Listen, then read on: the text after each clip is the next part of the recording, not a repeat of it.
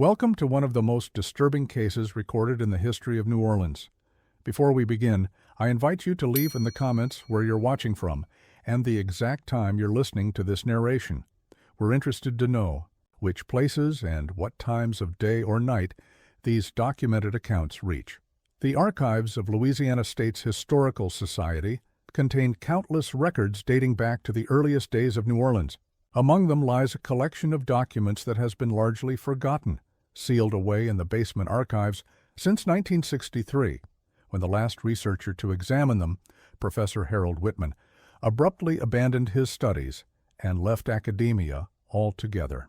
What he discovered in these yellowed pages has remained largely untouched for decades, perhaps for good reason.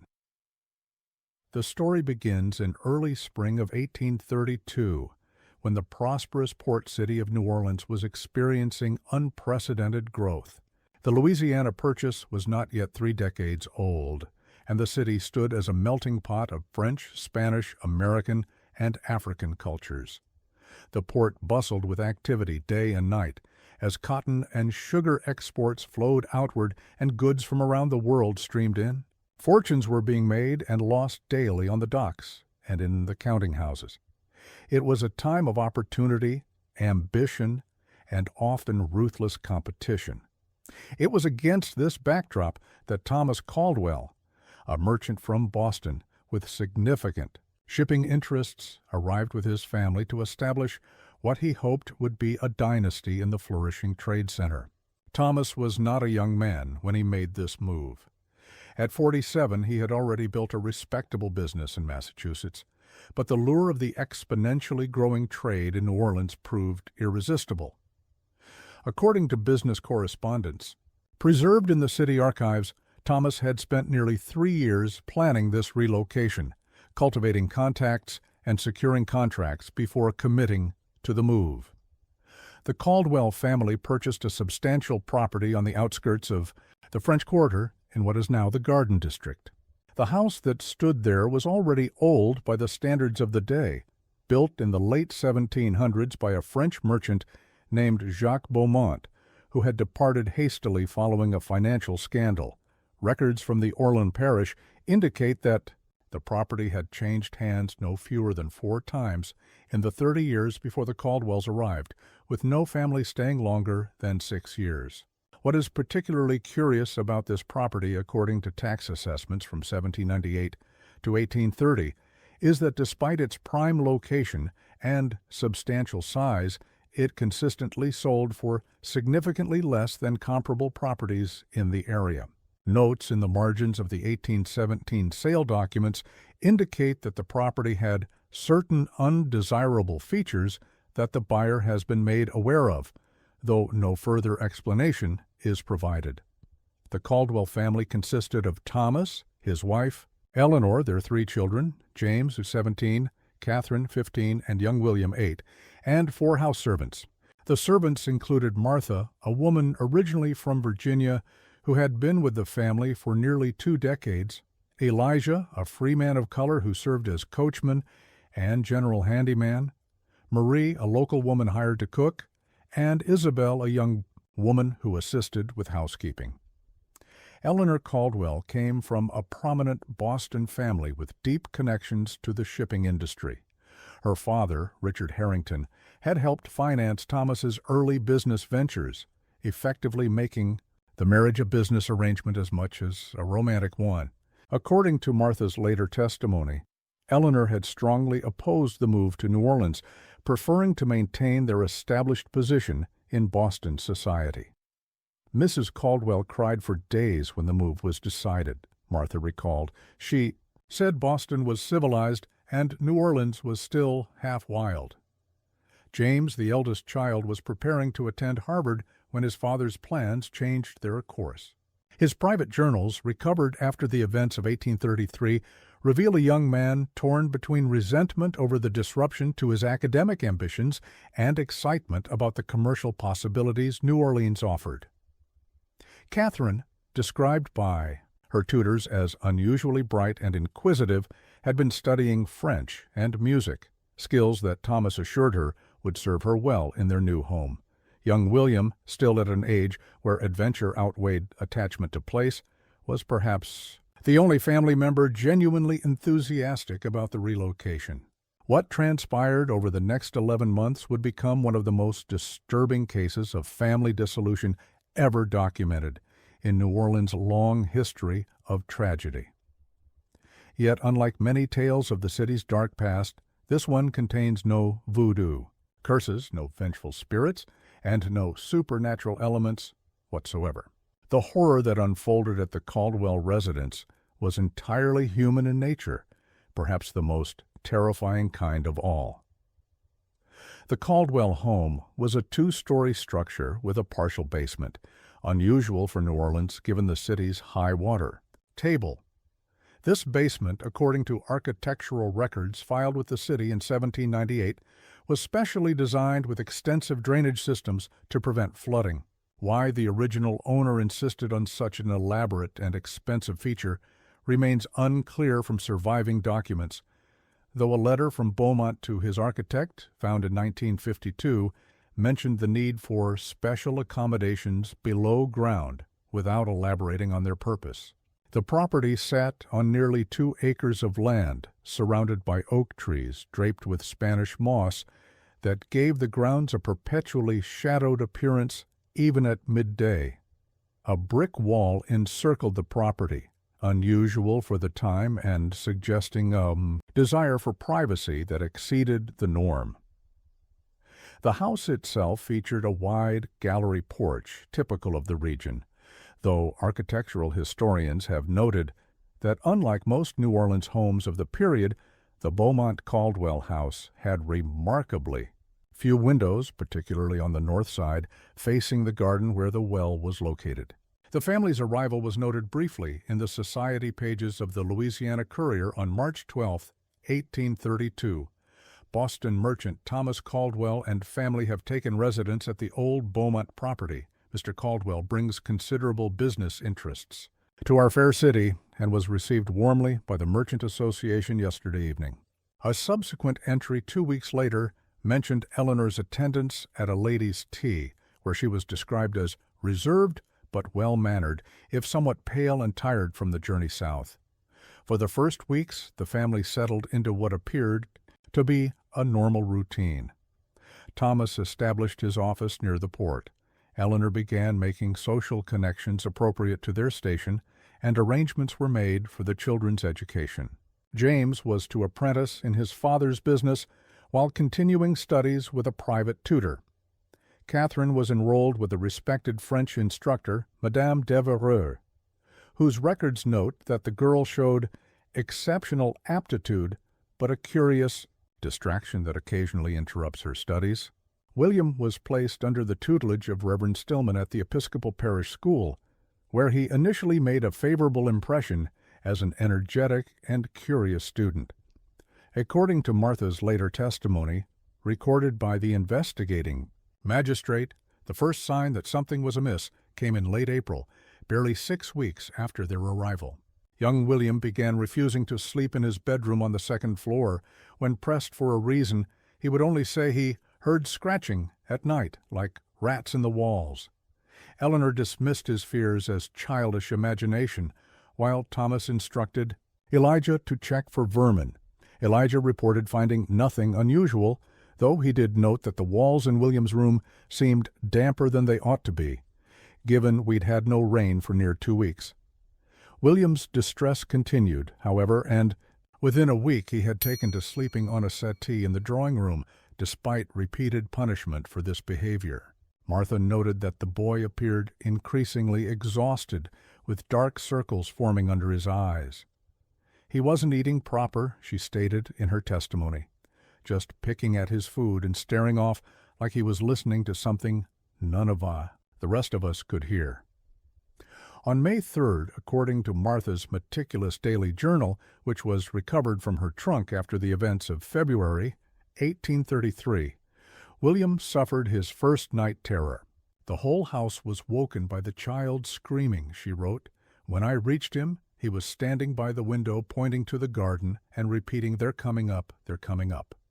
Mr. Caldwell was most displeased and sent the boy, back to bed with no breakfast in the morning as punishment for disturbing the household. By mid-May, the servants began to notice changes in the family's behavior. Thomas, previously described as a methodical and even-tempered businessman, started spending more time at home, often canceling meetings to remain at the house. His business partner, Frederick Lawndale, noted in correspondence dated May 17th, "Caldwell seems increasingly preoccupied with matters at home. Twice this week he has departed suddenly in the middle of important discussions, claiming household emergencies that require his attention. I begin to wonder if he regrets his decision to relocate." Eleanor, who had initially been eager to establish herself in New Orleans society, withdrew from social engagements. The diary of Constance Wellington, wife of a prominent banker, mentions that Eleanor declined 3 invitations in mid-May, citing ill health. "Mrs. Caldwell was seen at the market yesterday looking perfectly well," Constance wrote. "So one must wonder if there is some other reason for her sudden reclusiveness." James and Catherine, too, became increasingly reclusive. James's attendance at the counting house became irregular, with Thomas making excuses for his absence. Catherine ceased her lessons with Madame Devereux entirely by the end of May. The instructor's note to Eleanor, preserved in the family papers, expresses concern. "Your daughter displays signs of nervous exhaustion that go beyond typical girlish sensibilities. I recommend consultation with a physician and a regimen of fresh air and gentle exercise." Marie, the cook, reported that the family meals grew silent. "They used to talk plenty at table," she told the magistrate. "Then it was like they all had secrets. They'd look at each other but not say a word for the whole meal. Miss Eleanor would sometimes start crying for no reason I could see." Perhaps most tellingly, Elijah reported that Thomas began making inquiries about the history of the property. "He asked me to find out if any of the old-timers in the quarter knew stories about the house," Elijah testified. He was particularly interested in the well out back, wanted to know if it had always been there or if Beaumont had it dug. The well itself was an unusual feature for a city property. Most urban households in New Orleans relied on cisterns to collect rainwater rather than wells, due to the high water table and the risk of contamination. This particular well, according to a survey conducted in 1963 during Professor Whitman's investigation, was over 30 feet deep, far deeper than typical wells in the region. The original purpose of such a deep shaft in an area where water could be reached at a much shallower depth remains one of the enduring mysteries of this case. The first truly alarming incident occurred on June 7th, when Catherine was found by Isabel in a state of near catatonia in the garden behind the Hoy house. She was kneeling beside the old, apparently unused well that was covered with wooden boards. According to Isabel's testimony, Catherine's dress was soiled with dirt, suggesting she had been kneeling there for some time. When Isabel approached, Catherine reportedly didn't acknowledge her presence for several minutes. When she finally responded, she claimed to have heard someone calling her name from within the well. Miss Catherine's eyes weren't right, Isabel told the magistrate. They were open too wide, like she was seeing something terrible. When she finally spoke, her voice was strange, deeper than usual. She said, "They know my name, Isabel." "How do they know my name?" Isabel helped her back to the house, where Thomas immediately sent for Dr. Marcus Beaufort, a physician who had attended several prominent families in the area. Thomas instructed Isabel to say nothing of the incident to anyone outside the household, a directive that would become increasingly common as events progressed.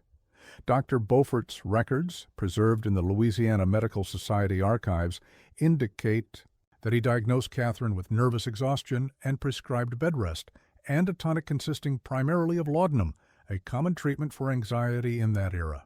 More tellingly, however, his private notes, discovered in 1952 during a cataloging of his papers, express a different concern.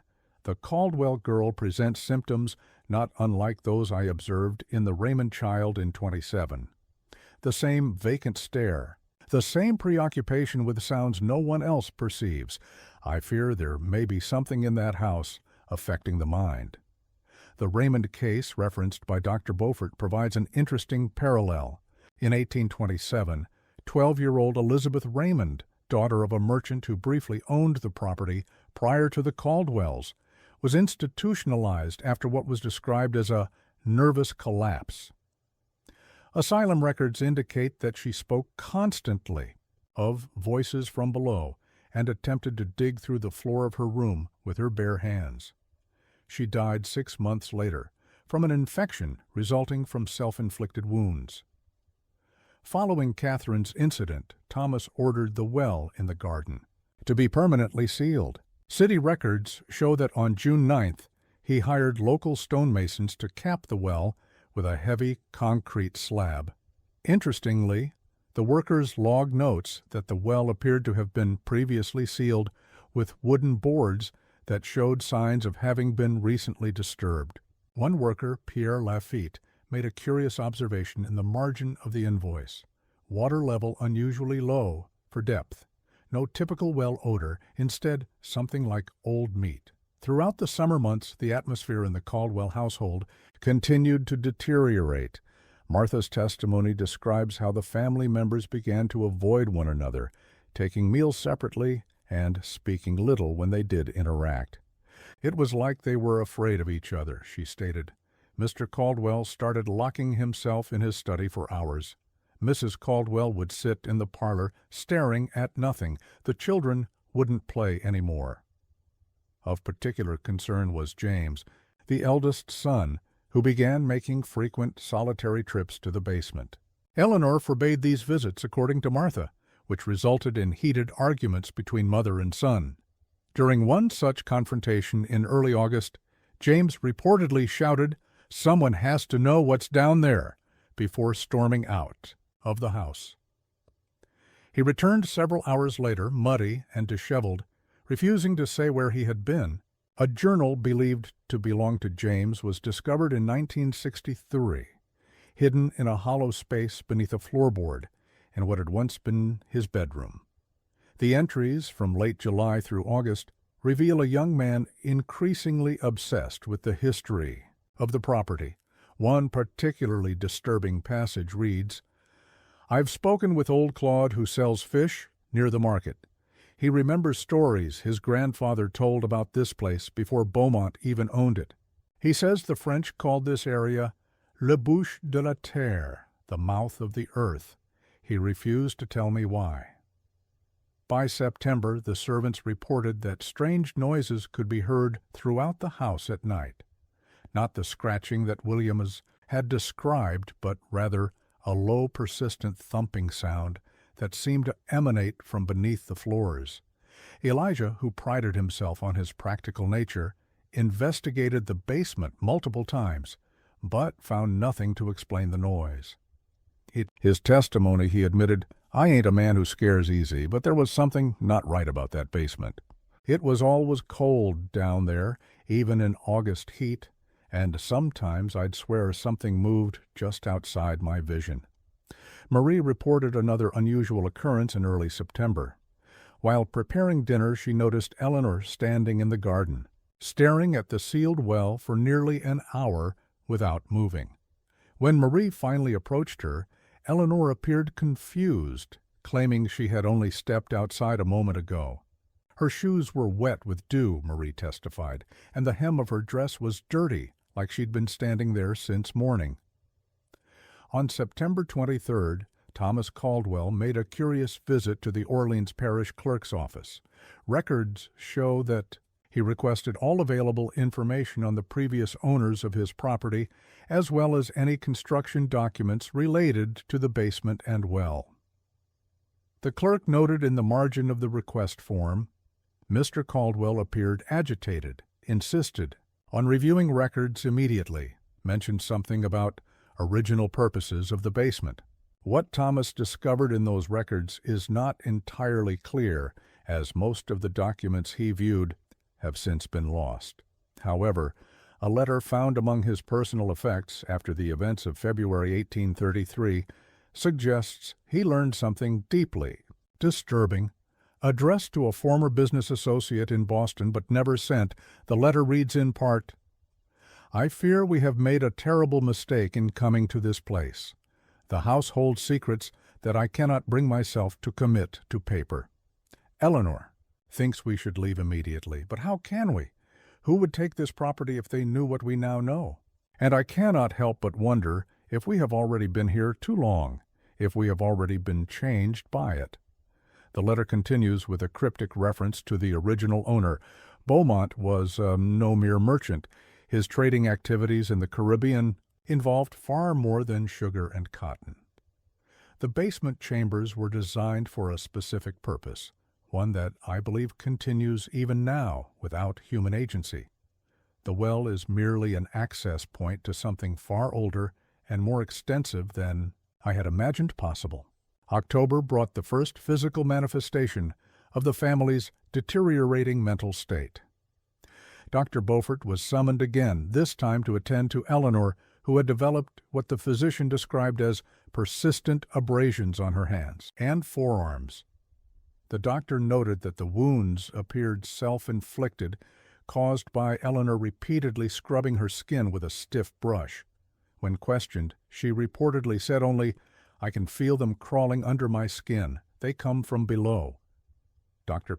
Beaufort prescribed a stronger dose of laudanum and recommended that Eleanor be watched constantly. In his private notes, he wrote, "Mrs. Caldwell exhibits signs of delusional parasitosis, yet her eyes remain clear and her speech coherent. This is not typical of mental derangement, but suggests, instead, a response to some external stimulus that only she perceives. I begin to wonder if there might be environmental factors at work, perhaps contaminated water or toxic mold in that old house. Perhaps most disturbing was the change in young William. Once described as a cheerful and curious child, he had become withdrawn and silent. Martha reported that he had taken to drawing the same image repeatedly, a circle with lines radiating outward that he called the mouth. When asked what this meant, William would only say, "It's where they wait, in the dark." Reverend Stillman removed William from the parish school in mid-October, citing concerns about his behavior. In a letter to Thomas, he wrote, "The boy's preoccupation with death and burial has become disruptive to the other students. Yesterday he informed his classmates that people who dig deep enough find what's always been waiting." When questioned about this statement, he became unresponsive for the remainder of the day. By November, Thomas Caldwell had largely abandoned his business interests, delegating most responsibilities to his partners. He spent increasing amounts of time in the basement, carrying down tools and returning empty-handed hours later, exhausted and even more withdrawn. Eleanor's mental state continued to deteriorate to the point where she rarely left her bedroom. A receipt from Duval's Hardware, dated November 12th, shows that Thomas purchased an unusual assortment of items: a miner's lamp, 100 feet of rope, a pickaxe, and several canvas sacks. The clerk noted that Caldwell requested the items be delivered discreetly after dark. James and Catherine, meanwhile, had developed an intense interest in the history of the property. Several receipts found in Thomas's study indicate that James purchased numerous books on New Orleans history, focusing particularly on the early French colonial period. Catherine began making frequent visits to St. Louis Cathedral, where parish records were kept. The cathedral's visitor log shows that she specifically requested information about the original French merchant who built their home. On November 25th, Catherine made a discovery that appears to have accelerated the family's descent. According to Martha's journal, Catherine returned from the cathedral in a state of extreme agitation, demanding an immediate family meeting from which the servants were excluded. That night, Martha reported hearing raised voices and weeping from the study where the family had gathered. The next morning, none of the Caldwells appeared for breakfast, and when Martha went to check on them, she found all four sleeping in the parlor, fully dressed and grouped around the fireplace as if for protection. On December 3rd, an incident occurred that might have alerted authorities had it been reported. According to both Martha and Isabel, Thomas and James engaged in a violent altercation in the study. The argument, which began as raised voices discussing what father found, escalated until objects could be heard breaking. When Elijah finally intervened, he found James with a bleeding cut on his forehead and Thomas slumped in a chair, staring blankly at the floor. Neither man would explain what had happened, and Thomas forbade anyone from mentioning the incident again. A page torn from James's journal, found later tucked inside a book in the study, offers a potential explanation. Father refuses to acknowledge what's happening. He believes sealing the access points will be sufficient, that we can simply ignore what lies beneath. I tried to make him understand. We've read its history now. We know what Beaumont was doing. We know about the sacrifices. The thing below has been fed for too long to simply go back to sleep. The weather turned unusually cold that December, with temperatures dropping low enough to form frost on several mornings. The servants reported that the basement became particularly frigid, with Marie refusing to go down there at all after experiencing what she described as a cold that felt like hands on my neck. A curious entry in the meteorological records kept by the harbor master notes that while the city experienced unusual cold, the area around the Caldwell property seemed particularly affected. The entry for December 14th reads, "Peculiar cold spot. Observed near the old Beaumont house. Difference of nearly 10 degrees compared to surrounding areas. No natural explanation apparent." Christmas passed without celebration in the Caldwell household. No guests were invited, no decorations displayed. Thomas instructed Martha to inform callers that the family was indisposed. Eleanor had not been seen outside her bedroom for nearly 2 weeks by this point. When Martha brought meals to her room, she found the woman sitting in a chair facing the corner, mumbling what sounded like a list of names over and over. Most concerning was the behavior of William, who had begun sleepwalking. On 3 consecutive nights, Elijah found the boy standing in the garden near the sealed well, barefoot despite the cold, staring at the concrete cap. When led back inside, William never woke but would say the same phrase each time. "They're hungry again." The new year of 1833 brought what appeared to be a surprising improvement. On January 4th, Thomas emerged from his study after 3 days of seclusion and announced that the family would be returning to Boston as soon as arrangements could be made. He appeared calmer than he had in months, telling Martha, "We've been mistaken about many things. It's time to leave this all behind." The sudden change was as mysterious as it was unexpected. Thomas offered no explanation for his decision, but Martha observed that he appeared different, like a great weight had been lifted from him. He resumed his business activities with apparent normalcy, and even Eleanor began to emerge from her seclusion, though she remained subdued and spoke little. Over the following days, trunks were packed, and Thomas made several visits to his business partners to discuss the dissolution of his New Orleans interests. Eleanor began to leave her room again, though Martha noted she spoke very little and moved like someone in a dream. The children, too, seemed subdued but less agitated. Plans were made for a departure on February 15th, when a suitable ship would be available for the journey north. A letter from Thomas to his Boston banker, dated January 10th, requested arrangements for the family's return and included a curious passage. "We leave behind certain investments that cannot be liquidated. I have made arrangements to ensure they remain undisturbed. Please ensure that the enclosed document is placed in your most secure vault and is not to be opened unless circumstances demand it." The referenced document was never found. The apparent return to normalcy was shattered on January 21st, when Catherine disappeared. She was last seen by Isabel at approximately 4 in the afternoon, reading in the garden near the sealed well. When she failed to appear for the evening meal, a search was undertaken, but no trace of her was found.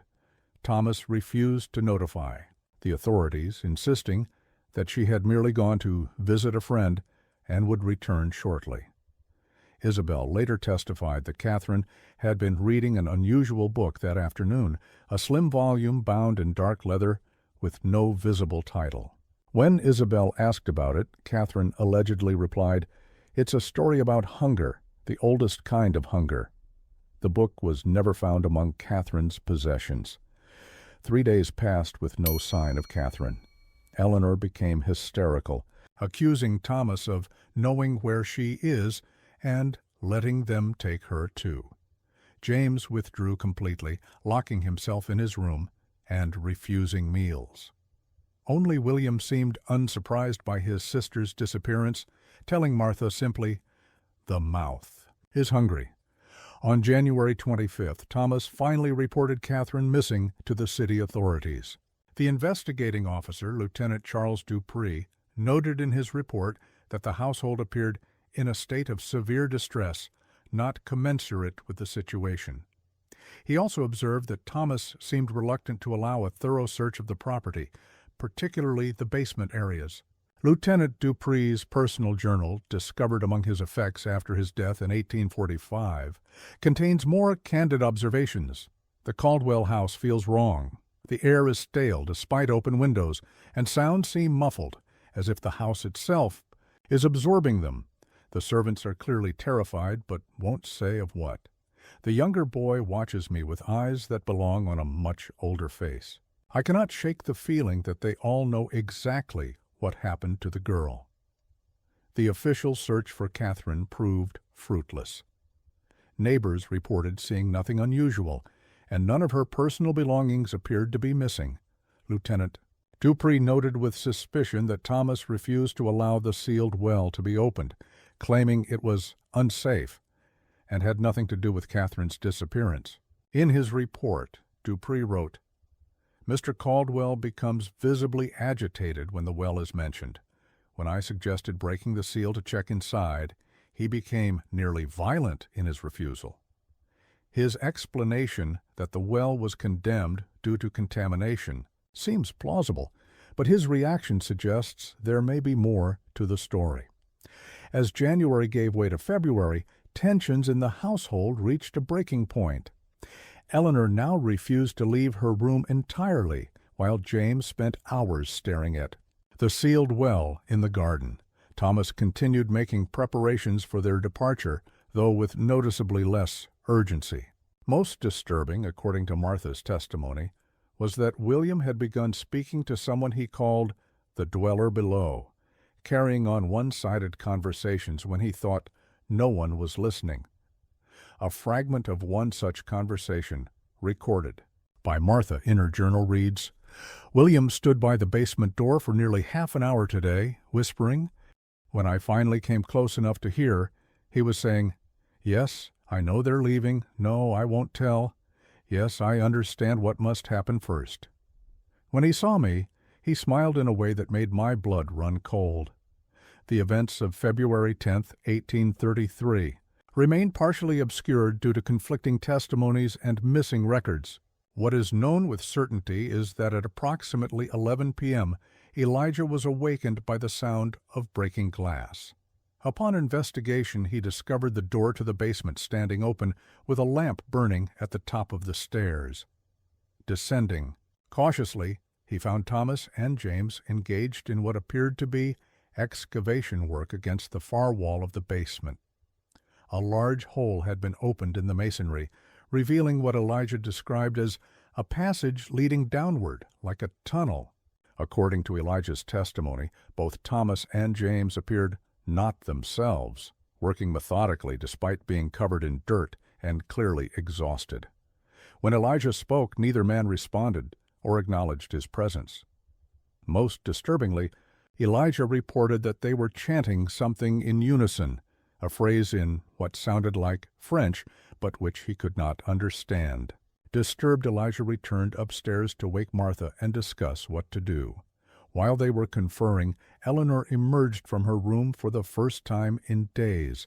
Without speaking, she walked past them and descended the basement stairs. Martha and Elijah followed, only to find the basement now empty. The hole in the wall remained, but Thomas, James, and Eleanor were nowhere to be seen. At this point, Elijah made the decision to take William and flee the house. He woke the boy, wrapped him in a blanket, and carried him to the home of Dr. Beaufort, some half-mile away. The physician's journal records their arrival shortly after midnight. Elijah appeared at my door in a state of extreme agitation, carrying the Caldwell boy who seemed drugged or in a trance-like state.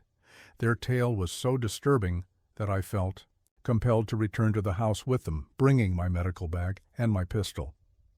What Elijah told Dr. Beaufort is not explicitly recorded, but a later entry in the physician's journal suggests it involved more than just the excavation.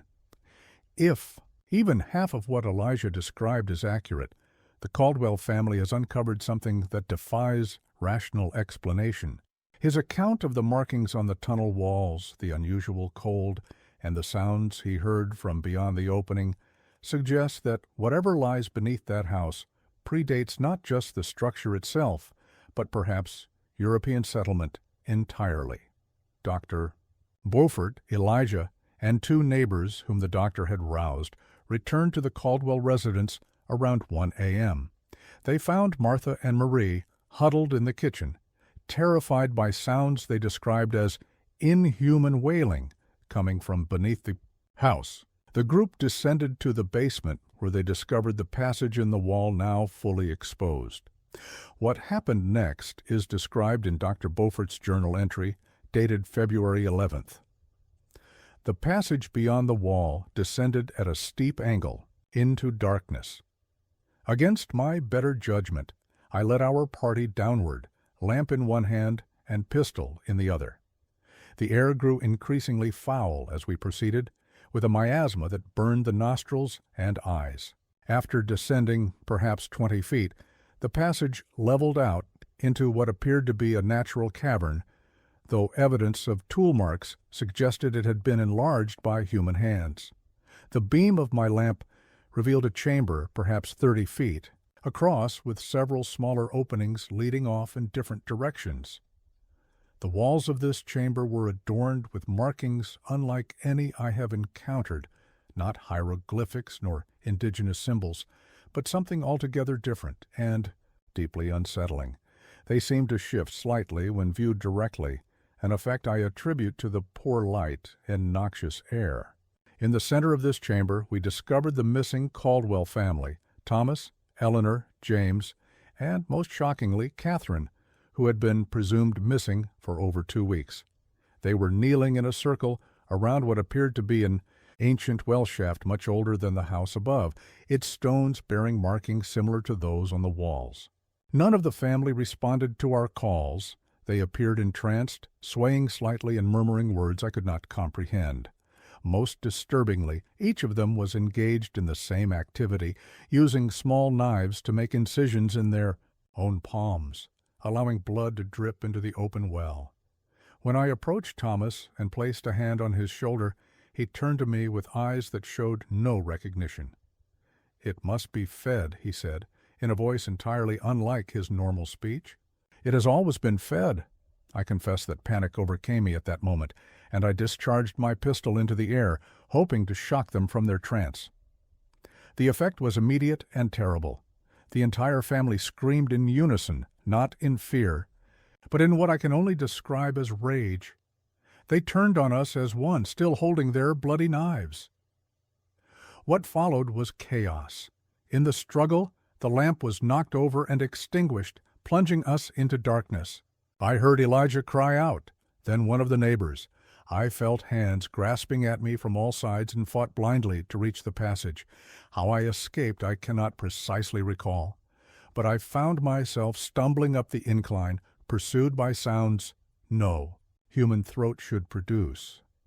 Dr. Beaufort's account ends there, but city records fill in subsequent events. The doctor emerged from the house alone, severely injured with multiple stab wounds. He managed to reach the home of Police Captain Gerard Lamontagne before collapsing. A police contingent was immediately dispatched to the Caldwell residence. The official report filed by Captain Lamontagne states that, upon arrival, officers found the house silent and apparently deserted. Martha, Marie, Elijah, and the two neighbors who had accompanied Dr. Beaufort were nowhere to be found and were presumed to have fled or met with foul play. A thorough search of the premises, including the basement, revealed no sign of the passage described by Dr. Beaufort. The wall appeared solid and undisturbed. Captain Lamontagne's report contains a curious admission. Despite thorough inspection, we were unable to locate any entrance to a tunnel or chamber as described by Dr. Beaufort. However, the basement floor showed signs of recent excavation and hasty refilling. Time constraints and the deteriorating structural integrity of the basement prevented us from conducting a more invasive investigation. Most puzzling of all, the sealed well in the garden had been opened, its concrete cap somehow removed, despite weighing several hundred pounds. The opening was secured again by the officers, who reported an unusual and highly disagreeable odor emanating from within. A private letter from Lamontagne to the mayor, never officially filed but discovered in the mayor's personal papers in 1890, suggests the captain may have observed more than he included in his report. I cannot explain, in official terms, what we found in that house. The symbols carved into the basement walls defy description, and the well in the garden appears to be far deeper than should be possible given the water table in this area. Most disturbing was the trail of what appeared to be blood leading from the basement to the well, though no bodies were discovered. I recommend the property be condemned and demolished and the ground left undisturbed. No trace of the Caldwell family was ever found. The case remained open for several months before being classified as unsolved. The property stood vacant for nearly a decade before being purchased, remodeled extensively, and eventually divided into separate dwellings as the garden district developed. Curiously, newspaper advertisements for the property made specific mention that the new owners had filled in the old well and leveled the ground completely, suggesting that this feature was considered a particular liability. City records show that in 1842, when the property was subdivided, workers poured more than 20 tons of concrete into the area where the well had been, creating a foundation for a new garden pavilion that still stands today. The fate of young William Caldwell, who had been left in the care of Dr. Beaufort's housekeeper during the events of that night, presents perhaps the most disturbing epilogue to this tragedy. The boy never spoke again after that night and was eventually committed to the Louisiana State Asylum in 1840 after multiple incidents of self-harm. Asylum records describe his persistent attempts to dig through the floor of his cell with his bare hands, bloodying his fingers to the bone.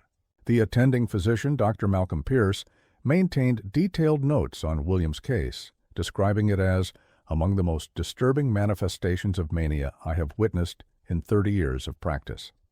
According to Pierce, William spent hours, each day drawing the same circular pattern on any available surface, walls, floors, even his own skin when paper was denied him. The pattern always consisted of a perfect circle, with thin lines radiating outward like a sun, but with a dark spot at the center that William would color in using whatever medium was available, sometimes including his own blood.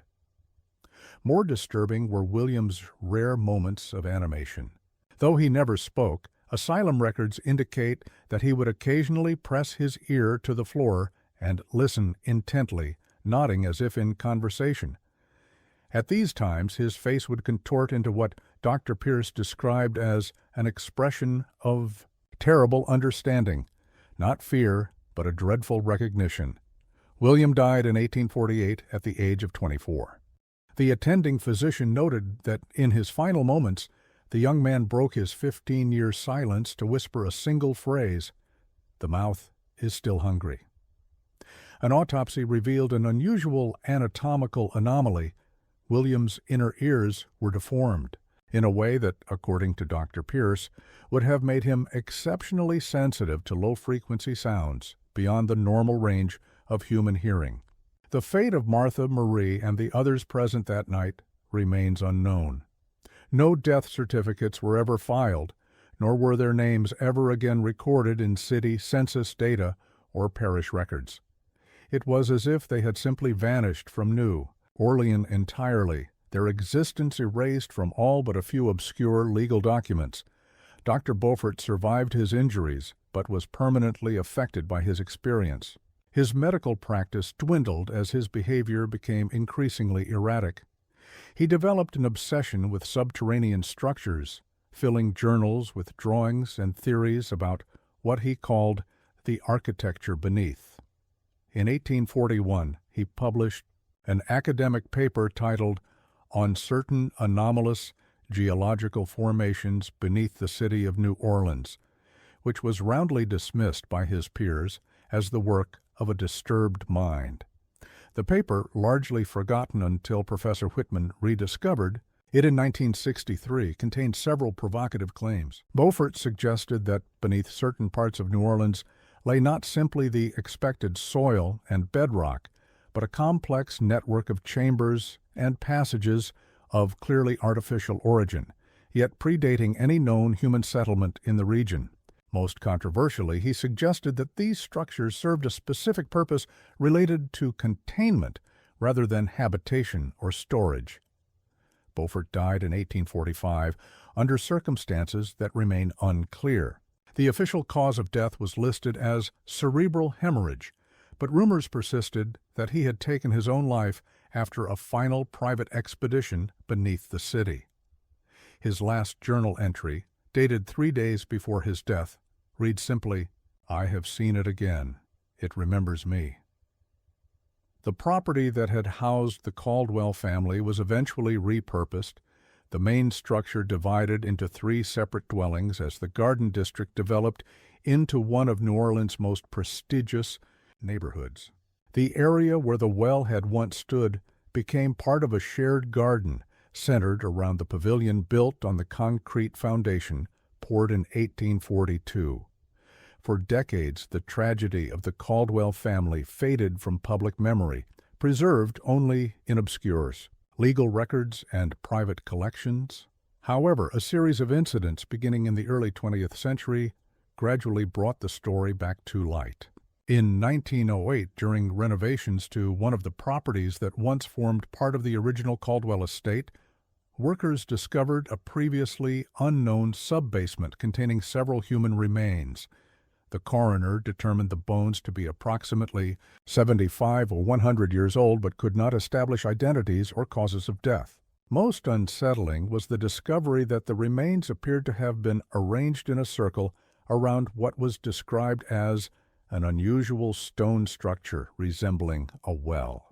The official report, filed with the Orleans Parish Coroner's Office, notes several unusual aspects of the discovery. The bones showed no signs of trauma that would indicate violent death, yet they were positioned in a way that suggested deliberate arrangement rather than natural decomposition.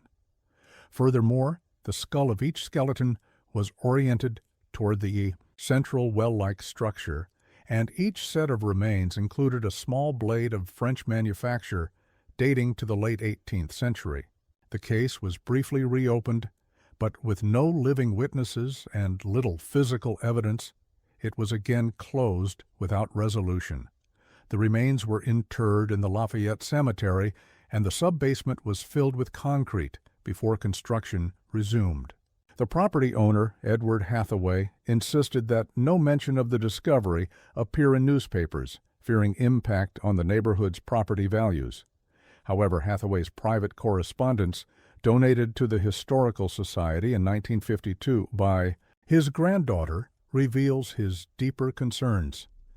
The arrangement of those poor souls suggests not a criminal act, but some manner of ritual. The expressions frozen on those skulls haunt my dreams, a rictus of ecstasy rather than pain. What compelled them to gather thus, and what purpose did the central structure serve? I have ordered the chamber sealed not merely for propriety's sake, but because I cannot shake the feeling that something down there was disturbed by our intrusion. In 1924, a graduate student named Marion Lefebvre conducted research into the architectural anomalies of Garden District basements for her thesis at Tulane University. Without knowing the property's history, she noted that the houses built on the former Caldwell estate shared an unusual feature. Their basements were significantly colder than those of surrounding homes, regardless of external temperature or humidity. Using thermometers placed at various locations, Lefebvre documented temperature differentials of up to 15 degrees Fahrenheit, with the coldest spots consistently centered around the area where the garden pavilion stood. Her thesis concluded that some geological feature beneath the property, perhaps a pocket of dense clay or an underground stream, might account for the anomaly. More significant was a footnote in her research, where she mentioned interviewing an elderly groundskeeper who had maintained the garden since the 1880s. According to her notes, the man refused to approach the pavilion after sunset, claiming that on quiet nights one could hear something moving below, like water, but thicker, flowing against its natural course. The pavilion itself became the center of another disturbing incident in 1937. During a garden party hosted by the Reynolds family, who then owned one of the divided properties, their 5-year-old daughter disappeared for several hours.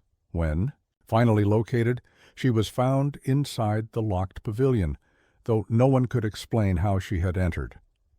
According to the police report filed by a concerned relative, the child claimed she had been talking to the hungry people underneath, who wanted her to open the door that was sealed long ago.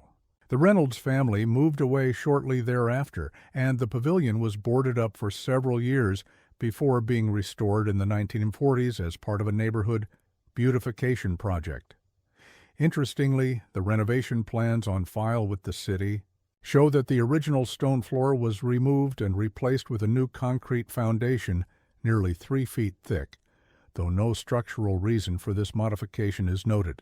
Throughout the 1940s and 1950s, the properties built on the former Caldwell estate changed hands with unusual frequency. Real estate records indicate that no owner stayed longer than 5 years, with several selling at significant losses despite the neighborhood's rising property values. Comments in real estate agents' files discovered during a 1975 lawsuit suggest that complaints about unusual noises, persistent cold spots, and disturbances in the garden area contributed to the rapid turnover. In 1957, the city's water management department responded to reports of unusual drainage issues affecting the block where the Caldwell property had stood. Engineers discovered that water flow in the area followed patterns that defied gravity, seemingly drawn toward the center of what had once been the Caldwell garden. No explanation was found, but extensive work was done to redirect drainage and reinforce sewer lines. The maintenance supervisor's unofficial notes, shared with Professor Whitman in 1963, described finding the original drainage system installed. In 1798, never seen anything like it, not designed to keep water out, but to channel it inward toward a central point, more like a funnel than a drain. And the materials? Some of those pipes were made of a stone I couldn't identify, carved with markings that didn't match any architectural style I've ever encountered. In 1963, Professor Harold Whitman of Tulane University began researching the Caldwell incident as part of a broader study on historic crimes in New Orleans. With permission from the current property owners, he conducted limited excavations near the original property line, focusing particularly on the area surrounding the garden pavilion. Whitman's research notes, partially recovered after his abrupt departure from the university, reveal a methodical investigation that gradually took a more disturbing turn. His early entries focus on historical documents and architectural anomalies. By the third month, however, his focus had shifted dramatically. An entry dated July 17, 1963, marks this change. The core samples from beneath the pavilion foundation contain organic material unlike anything I expected. Dr. Reinhardt in biology suggests it may be some form of fungal growth, but it matches no known species. More troubling is that samples taken on 3 consecutive days show consistent movement within the material, always toward the center point of what would have been the original well location. Subsequent entries describe Whitman's growing obsession with the circular patterns found repeatedly in documents related to the Caldwell case, from Williams' drawings to the arrangement of bones discovered in 1908, to the radiation pattern of the cold spots Lefebvre had mapped in 1924. He began to develop a theory that these patterns represented not random coincidences, but a consistent motif related to what he called the structure beneath. Whitman's final research entry, dated August 24, 1963, reads, "I found references in Beaumont's private papers to Le Puits Sans Fond, the bottomless well.